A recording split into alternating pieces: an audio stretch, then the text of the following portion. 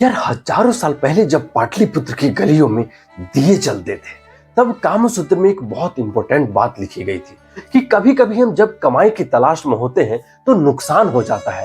और उस नुकसान के कारण इतने स्पेसिफिक थे दोस्तों कि सुनकर तुम ही बोलोगे कि यार ये तो आज भी उतना ही सच है। दोस्तों वो एक अलग जमाना था जब डटक ने पाटलिपुत्र की स्त्रियों के लिए ये सब लिखा था और वात्स्य ने उसे कामसूत्र में प्रिजर्व किया। उस जमाने में लिखा गया कि कभी कभी ऐसा होता है कि जब कमाई की तलाश की जाती है या उसके मिलने की उम्मीद होती है तो हमारी कोशिशों का नतीजा नुकसान होता है। और उन नुकसानों के कारण क्या थे? बुद्धि की कमजोरी, अत्यधिक प्यार, अत्यधिक घमंड, अत्यधिक आत्म अभिमान, अत्यधिक सरलता, अत्यधिक विश्वास, अत्यधिक क्रोध, लापरवाही, बेपरवाही और किसी बुरी शक्ति का प्रभाव। और इन नुकसानों के परिणाम क्या होते थे दोस्तों?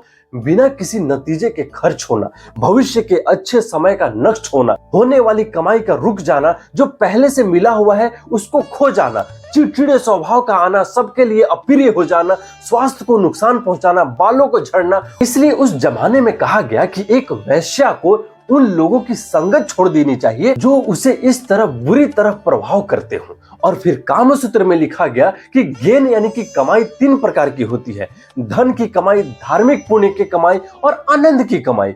और उसी तरह नुकसान भी 3 प्रकार के होते हैं: धन का नुकसान, धार्मिक पुण्य का नुकसान और आनंद का नुकसान। जब कमाई की तलाश में हो और साथ में दूसरी कमाई भी हो जाए तो इसे अटेंडेंट गेन यानी कि साथ में आई हुई कमाई कहते हैं। उस दौर में नुकसान के कारण और कमाई के प्रकार तो जान लिए दोस्तों, लेकिन अभी और भी इंटरेस्टिंग बातें बाकी है। देखो अगली वीडियो में, मुझे फॉलो करना मत भूलना बस।